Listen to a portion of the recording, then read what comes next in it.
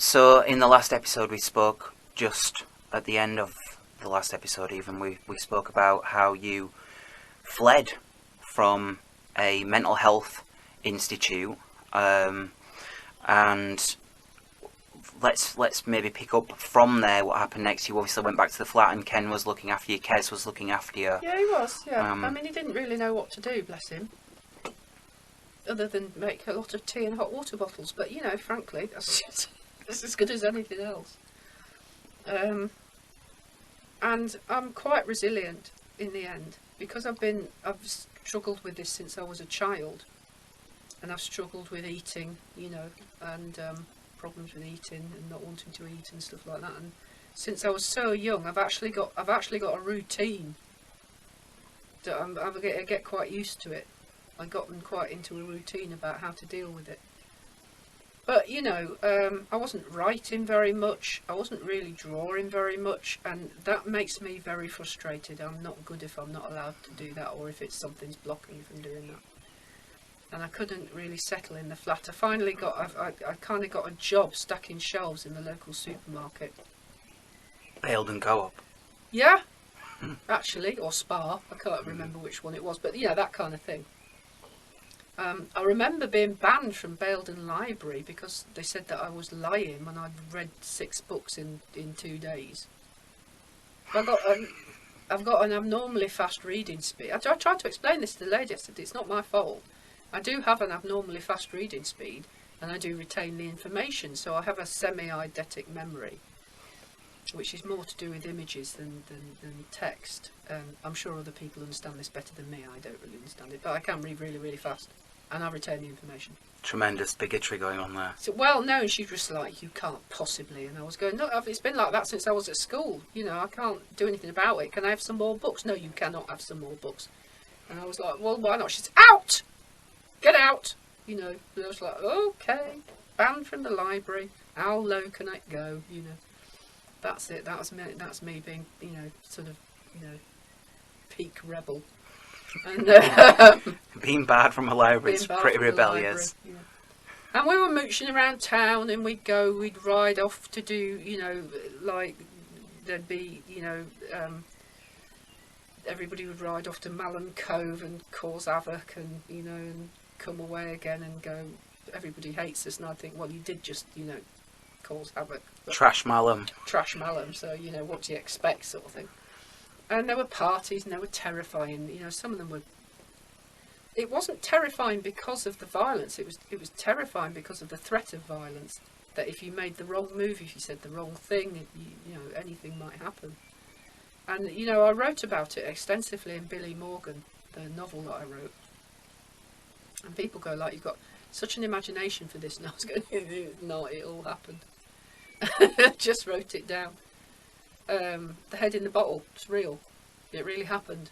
You know, there's a section in there about going to this party, which I remember the party particularly well. It was in Southport, and I remember it well because as a woman, one of the difficult things is are you going to be on your period? And men don't ever have to think about this. But women do, so you think, am I going to be on my period? Oh shit, I am. So I'm going to have to take paracetamols with me, I'm going to have to take tampons with me, I'm going to have to take, you know, a spare pair of knickers in case anything. So you've all got this stuff stuffed in your bag, and you're starting to get pain. And you've got that really woozy feeling that you get when you, because I had very bad period cramps when I had period. I used to feel like somebody kicked me in the small of the back, you know. But you had to keep face. But you had to keep face, so you had to keep, like, pretend that everything was all right. Also, you had not to drink from anything without checking it first, because it was a great game to put shed loads of acid in shared drinks, like it might be. There were these things called party cans. Not everybody will remember this, but I don't know how many 6 pints of beer in a can. You know, it was a party can. Don't ever drink from them, because tell you now, you know, they would have been spiked.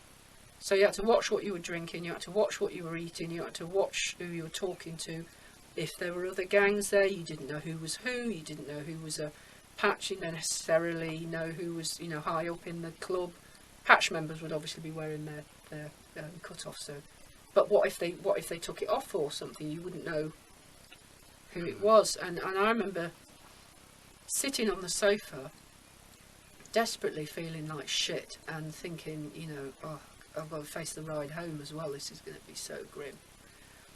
And this very handsome man sat on the, you know, would be the arm of the sofa next to me. And I was like, okay, who's this fella? Because he had an air about him. You know, some people have an air about him. He had an air about him. And he's very good looking. It's a slight smile all the time. I found out later it's because he'd been blown up by a bomb, and he was a mercenary, and he's always had a slight smile ever since, which was unbelievably unsettling. And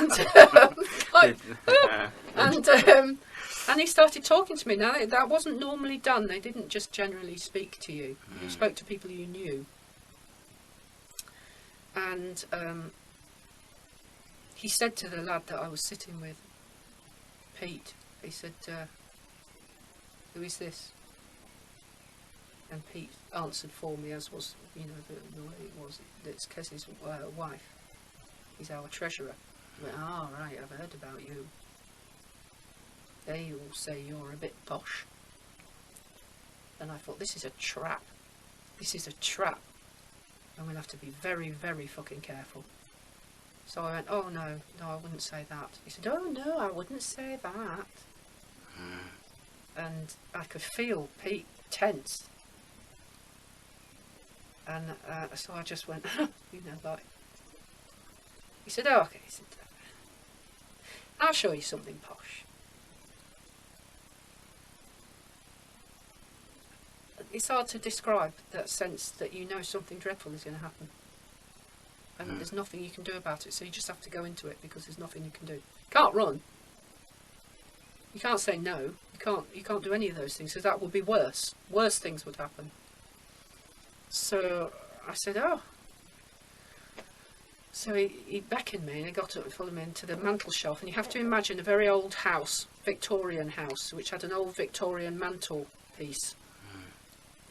And in it, instead of a fire, you know, an open fire, was an old gas fire with broken elements hissing and orange.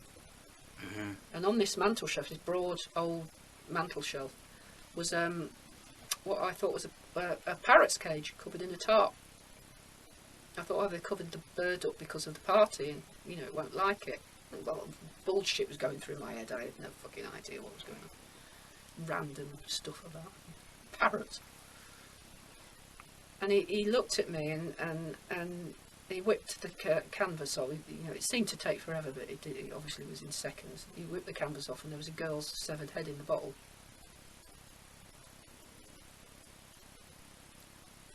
And I don't know if people have seen the film Silence of the Lambs, when Clarice Starling goes into the garage and there's a car with. And in the car, there's a head in a bottle. It was kind of like that, except obviously, you know, it was a young woman with. It looked like fair hair. I wouldn't honestly tell, longish hair that was sort of swirling around. And I remember him saying he got it off a bent mortician for 60 quid,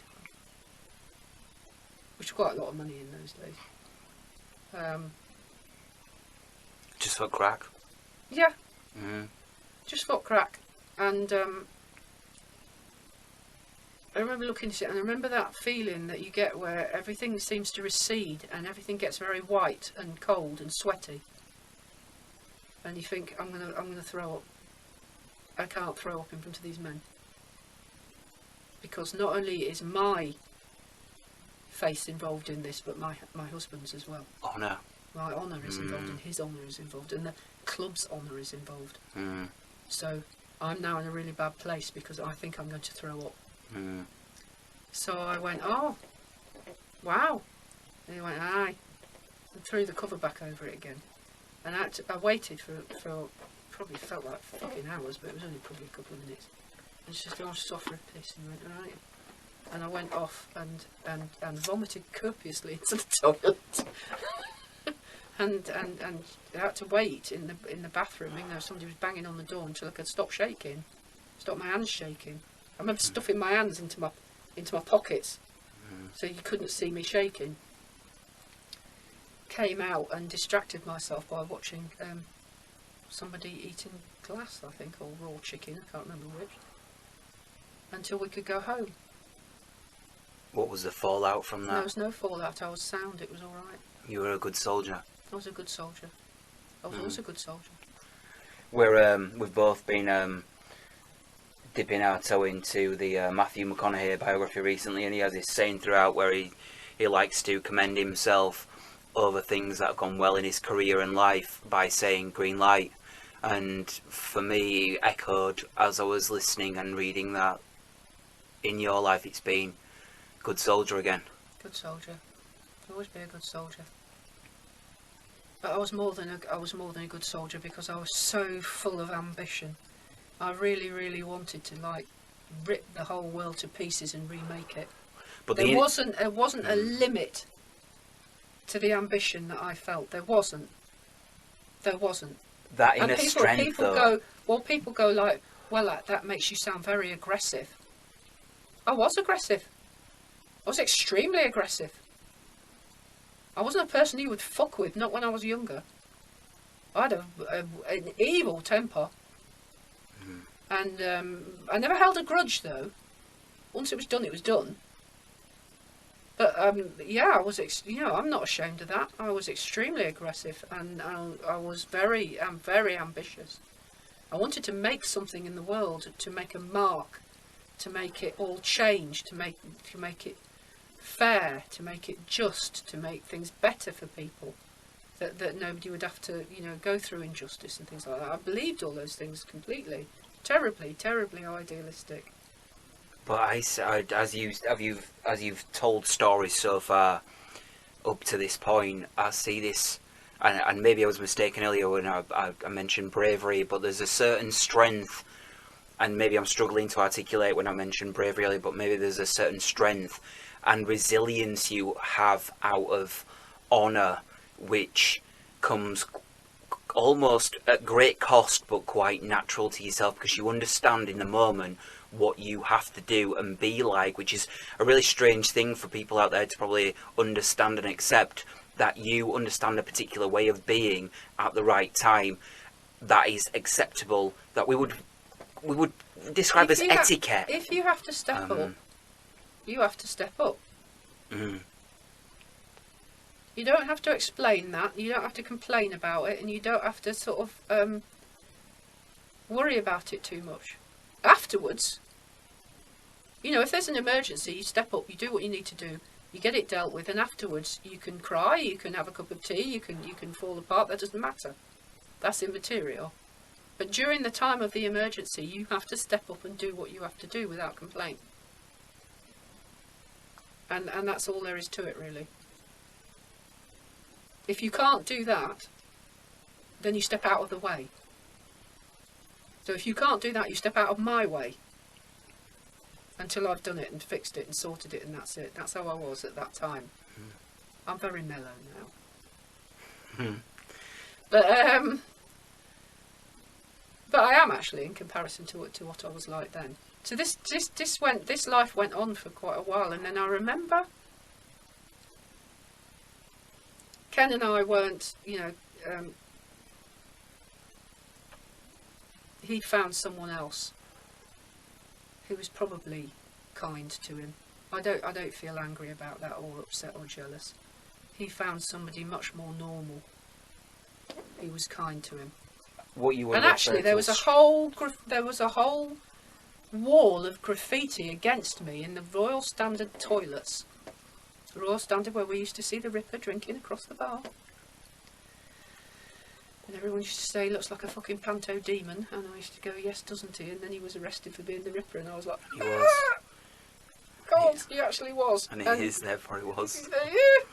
But in that, there was a whole wall of anti-me graffiti. What a fucking twat I was, and all this sort of business. And what period was that? Because so that was when I was in my early 20s, when it was still with the biker gang. And at the bottom, my husband's girlfriend had written, "I think she's all right, Maxine."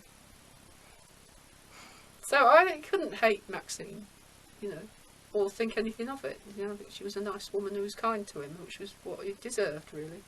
So what came next? You were in? So we're in that, and it was going on, and it was a life, you know what I mean? And it had its own rhythm, and, you know, whatever.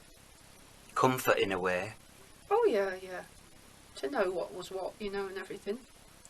But I was restless. I was missing something. And, you know, partly it was the art and the writing. I was missing that creative thing, but I didn't know it really. I just felt I was missing something. And then we were riding back home one night from the pub, one of the hideous pubs. And there was another hideous pub further down the road. And outside the hideous pub, under the light of a street lamp, there were some people standing. And there was some music playing. I'd never seen people dressed like that before. I'd never heard music like that before. And it happened to sort of slow down at that point, and I heard it, and this music, and I saw these people, and I thought, what the fuck is that? It was punk. Mm. And then I knew I wanted to know what that was. I wanted to know what that music was, because the music that I'd been, you know, listening to was kind of your average kind of rock, you know, generic rock music. What would be considered now as classic rock. Oh yes, of course it was. Of course it was classic rock. Yes, but then wasn't actually. It was actually the epitome of counterculture back then. Yeah, it was Grebo culture. Grebo culture. But it was yes, classic rock. Classic well, now. You know, Ram Jam Band, Black Betty, and stuff like that. You know, all of this, and. Radar Love. Radar Love, yes. Oh yes, Figures Much higher. Classic. Figures Much in That my is a classic track, though. Oh, I know, but I actually had to perform it once. Anyway, the less said about that, the better. But so I found out that the local punks went to a nightclub in town called the Queen's Hall, and I started going to this dance. And I think I went, I wouldn't have gone on my own, so I think I went with one of the other wives who was also sort of vaguely interested in this kind of thing, maybe one or two of them, and just go for a drink and a dance, you know. So I think they probably played kind of mixed music, you know, but with some punk in it, you know. And they would play like Led Zeppelin. I remember dancing to a Whole Lot of Love on the dance floor, which was probably one of my speciality turns. Don't even want to think about it now. I was young. Kind of set you up though in later years for in terms of rhythm section to dance to Killing Joke. Yeah, all of it's a this. similar kind of vibe. Yes, but you know, anyway, I would have been giving my all interpretively, you know, on the dance floor. Yeah, so I started going to that, and then one day I remember the bouncers were useless, and they were having an altercation with somebody. And I thought, remember I'd been in the biker gang, you know? So I went up and sorted this out, and I turned around to this guy and I said, is that the best you can manage? You know, you're really bad at this. Oh, it's awful. I would say things like that to people. And he said, well, if you think you're so fucking good, you can do it. I said, I will do it then. And he said, right, you best start Friday. I said, well, I best have then. So I became a bouncer. And they thought they'd fuck me off and put me on the front door.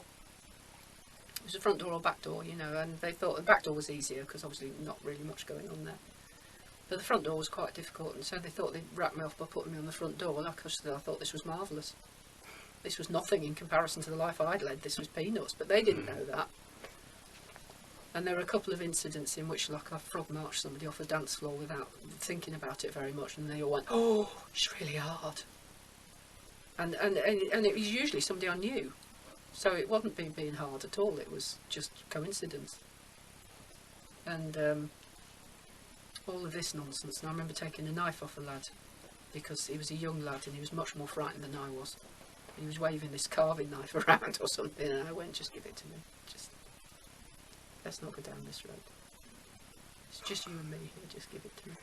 How you explain that though is like there's some like jumped up little no, he kicking wasn't. off. He was frightened, and He was frightened and silly. With a bread knife. With a bread knife, basically, or something similar. And no, he just he wanted to give it to me anyway. Yeah. He wanted this to stop. What I found out about a lot of fights is that people didn't, in those days at any rate, didn't really want to have them. They were they have a momentum of their own. Like there'd be two lads they'd be G'ing each other up, and all their mates would be G'ing them on. Like, go on, get him. Go on, John, get him. You know. Hold me back, son. Hold me back, son. You know, and all this. But actually, if you could break the cycle, it's hard to start it up again. And sometimes a woman's voice would be like the voice of their mother, almost going, "What on earth are you two boys doing? We'll have no more of that. There'll be tears before bedtime." Head down, shamed, hands in pockets. Like, oh, give over, mum. No, well, I'm sorry. I just won't be having it. Come along now. Behave. For goodness sake, showing everyone up. You must have been the first, to my knowledge, in this city, the first female bouncer. Yes, I was. Yes, I was. It wasn't always easy. Or funny. You know, a lot of the times it was very funny. I spent a lot of time laughing hysterically, you know, at things. There was some very serious things went on there. And I made misjudgments because there's no training. You weren't certified. There wasn't anybody to give you no CSCS card kind of thing now, is nothing there? like that. You didn't get a licence or anything like that. You just did the job. And I made a terrible mistake once. There was a straight guy, you know, quite an older. I wouldn't say he was middle-aged, but he was older. He was very drunk, causing a lot of trouble inside the club, and they threw him out. And then he stood about, he got half a brick in his hand and was stood about outside going, the next one of them fucking punk cunts comes out, I'm going to fucking... I did the stupidest thing you could possibly do. I went out to him and said, "Come on, lad," they called the police, "just be on your way," and he hit me around the head with the brick. As quick as that. And I remember, well, obviously I dropped to my knees and he dropped the brick and ran off because he knew he'd done something bad. And there's that concussive feeling of being, you know, we see stars, you know, the equivalent, you know, whatever, but you go and spot it in front of your eyes and you're not fully conscious. And I remember seeing all those punks stood in the window just looking at me. None of them would step out to help me. And I thought, you're just brilliant. You don't even stand up to your own principles, you know. Yeah. But, and then I think it was a policeman came, and he'd run after the lad and fell over and what a collection. He fell over and hurt his knee quite badly and ripped his uniform trousers. So we were taken off together in the hospital. And he was going, "Never mind." He was very sweet. He was going, "Never mind my knee. Think about your head." I was going, "Oh, but your trousers are ruined," and all this stuff that comes out of you. Yeah. You're not thinking straight, you know. Like, "Oh, I'm sorry about your trousers," and "Never mind that now." It's an unlikely brush with the law on screen where you got to at that point as well. You know, because they knew who I was. And so yes, I had a fractured skull. Still got the depression. You feel it in my head. If you feel my skull, it's a big dip. But I didn't pay any attention to it really. I just got on with life, you know, and all the rest of it. And my marriage was ended. You know, really. He was barely there. I was barely there. You know.